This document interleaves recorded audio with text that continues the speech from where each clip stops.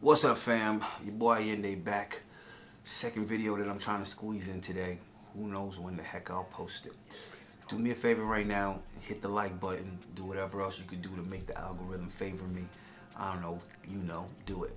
Alright guys, so this one real quick is just something that I was thinking about that I wish I had just looked at it from this perspective a long time ago. But I thought about how sometimes there'll be guys, including myself, that will be with a chick for a long period of time, right? And of course, over that course of time, you've invested a lot. The moment it stops being casual, then you're investing a lot, guys, right? And as you go forward, you're kind of like digging yourself a deeper and deeper hole, right? And obviously, you can't always look for perfection. Some relationships can improve as time goes on. Some of them can kind of get blunt and baseline out. Some of them will deteriorate. Usually they deteriorate. So a couple of things have to be present, right? So the guy and the girl both have to be committed to making things constantly improving one way or another, building something, right? So relationships, no matter what the relationship, it's always going to be better and stronger if there's purpose at the forefront. Like why are these two people even hanging out, right? So if it's a business relationship, it's a lot easier to keep perspective of that because you already know we're here to make money, right? We're here to improve the business, to become more successful, to expand, whatever. With family, I think this is one of the hardest places where it would be to keep that in mind because you're thinking that you're family, so you kind of have to be together or be whatever. You really don't. A lot of people actually need to distance themselves from their family so that they can make progress because their family might be holding them back. An example that I could think of that I deal with often, consulting guys, is that let's mention this first, right? Single motherhood, right? Like, why is it bad? And this is one of the things that makes it such a head smash against the wall. Women don't seem to see past themselves. So when people have an issue with single motherhood, women look at it as they're being attacked, they're being criticized, they're being judged. And when they're given advice, a lot of times they'll have the nerve to say, don't tell me how to raise my children or whatever, because either you're not their parent or you're not a parent at all, right? Women will tell you, don't mention abortion because you're not a woman, or you're not having an abortion. It's like, the fact that you think I need to be in the same position as you to see that your actions are not only bad for yourself, but they affect other people. So the main issue with single motherhood, believe it or not, is not that it's hard to be a single mom. It's not that it's a struggle. It's not that it's inconvenient for guys that want to date you. It's that it's a problem for society. It's problematic for everyone. So let me bring it back to my point here at the moment, which isn't that single motherhood is bad for the economy. It's bad for the crime rate. It's bad for dating. No, single motherhood is bad for the family of the single mother. Because think about it. If she's a single mother and she's struggling, that means her friends around her might have to step up and help her. Her mom or dad, if he's around, will have to step up and help her. Her brother or sister might have to step up on their uncle and auntie duties, right? So now people in the family, there's a strain now on the family that a lot of times the family is not going to necessarily point out. They're not going to mention it because you already know how families operate. Well, we're family, so you kind of got to do it. And they might not want to just be blatant and say, we really shouldn't have to do all this extra shit because you're a single mom. That shouldn't be the case, right? We should ask to watch the kids and babysit the kids, not you constantly needing your kids to be watched or babysitted, right? We should want to give gifts and ask what the kids want or need rather than you needing things to get by or survive, right? So anyhow, I brought that up because that is an issue in society, right? We know the single motherhood rate is high, and I'm just talking about how it affects other people, primarily single men who are related to these women. So I deal with a lot of guys on consults, and they'll tell me about their issues in life. They'll tell me about what their immediate issue is, what the particular consult is. And it's funny how often they don't connect the dots, that a lot of this shit stems from their interaction with their mom, who's a single mom, or their interaction with their sister, who's a single mother.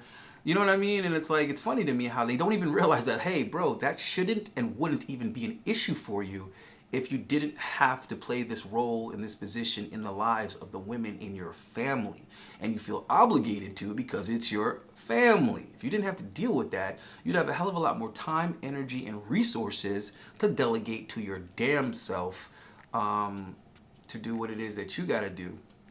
So anyhow, that's just an interesting thing that I notice about a lot of guys, that it kind of sets them back and puts them back. So I want guys to keep that in mind, when you're dealing with women, that it's non-romantic.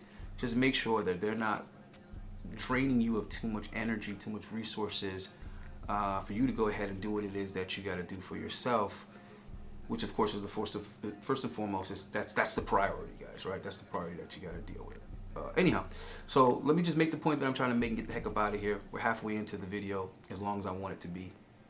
So what I was thinking about with the relationship is that the analogy that popped into my head is like, yo, my ex is like, or my ex's attitude, right, was like dog shit stuck in my favorite shoes.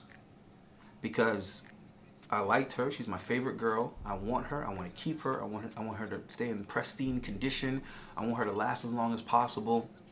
I don't want anybody else to have these shoes, I want these to be my shoes forever. But these shoes have this unnecessary dog shit stuck in them, and it's like, if only I can get this dog shit out of these shoes, all would be good. But she refuses to remove this attitude, she refuses to remove this mindset. So at what point in time do you accept, hey, you know what, I might have to just throw these shoes out. I might have to just accept that this dog shit is always going to be stuck in it. It's already stained into the mesh or whatever. It's not going anywhere. The smell is always going to be there. No matter what I try to do, these shoes are still ruined. And I think a lot of us don't come to that realization until the shoes end up walking away from us, until they end up leaving us. And then we can kind of look back and say, where are those shoes now? And other people are just wearing them for a while, going out with them a couple of times, and then they don't want to keep those shoes either.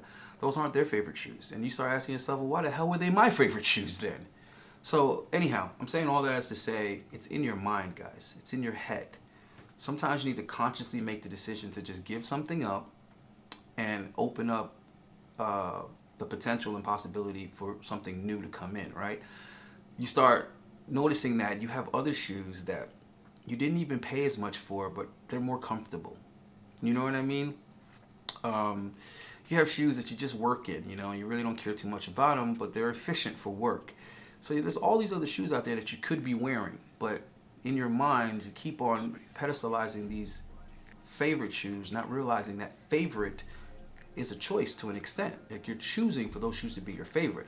Now, I'm not saying you choose what you like. You look at them, you're like, yo, I like those shoes. But you're choosing to say, hey, these are my favorite shoes. And why? Okay? And those same whys, you can find those same whys somewhere else. Okay? So anyhow, guys, just kind of evaluate things in your life, especially interacting with other people. I don't care if it's your sister, I don't care if it's your cousin, whatever. You need to really evaluate the relationship you have with all the women in your life. I see guys all the time at work, obviously not my work, but I'm observing when I'm places. I always have been. And I observe how the guys interact with their female coworkers, and majority of the time I'm thinking to myself, dude, shut up. Shut the fuck up, bro. Stop making so much conversation, dude. Stop giggly, giggly, smiley, smiley, because any minute now that chick will turn on you. Any minute now something will happen and they'll throw you under the bus. And you're inviting that liability because you're leaving yourself vulnerable, because whatever rapport or relationship you think you have with these chicks, you really don't. They don't feel the same way about you. So be real careful with that.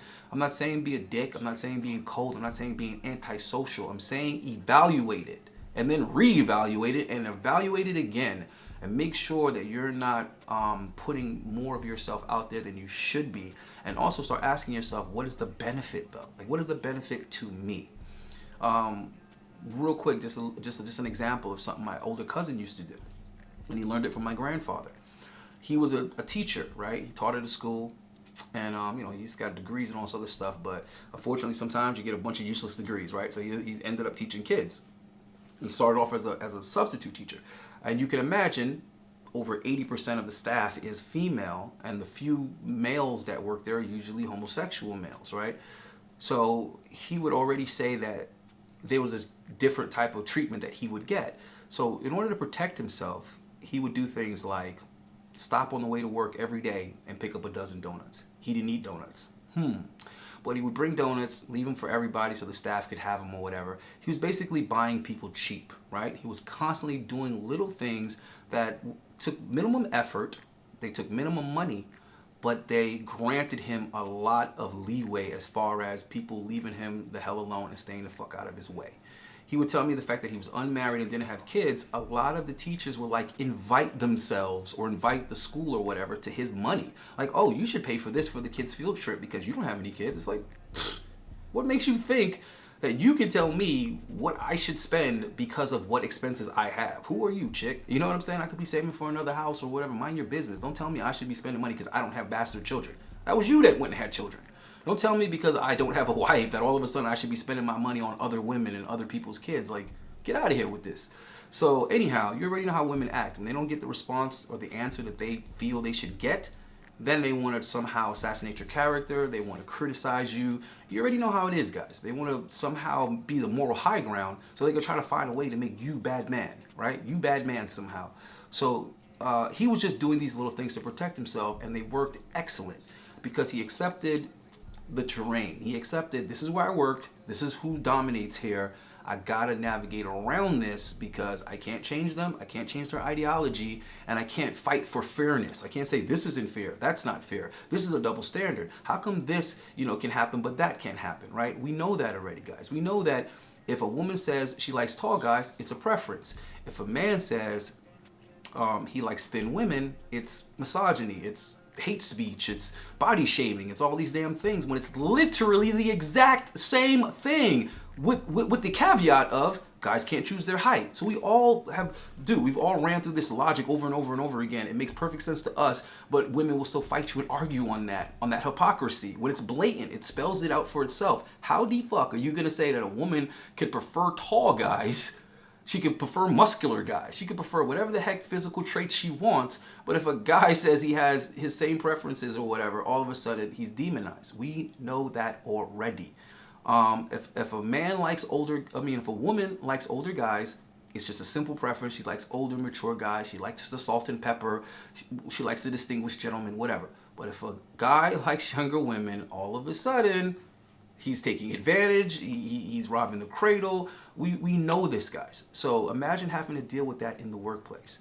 You can't change any of these things. So all you could do, you can't even take the target off of yourself. You can't even take the bullseye off of your back. All you could do is be a moving target. You know what I'm saying? All you could do is keep moving and flowing in a way where you can't catch me, you can't catch me, you can't get me, you can't get me with that one, I didn't do that. So I see a lot of guys smiling and hee-heeing and giggling all up in these women's faces acting like it's all fun and games. It's all fun and games until you sitting in HR, stupid. Until you sitting in HR. Till one day you make the wrong joke and all of a sudden everybody's face gets serious.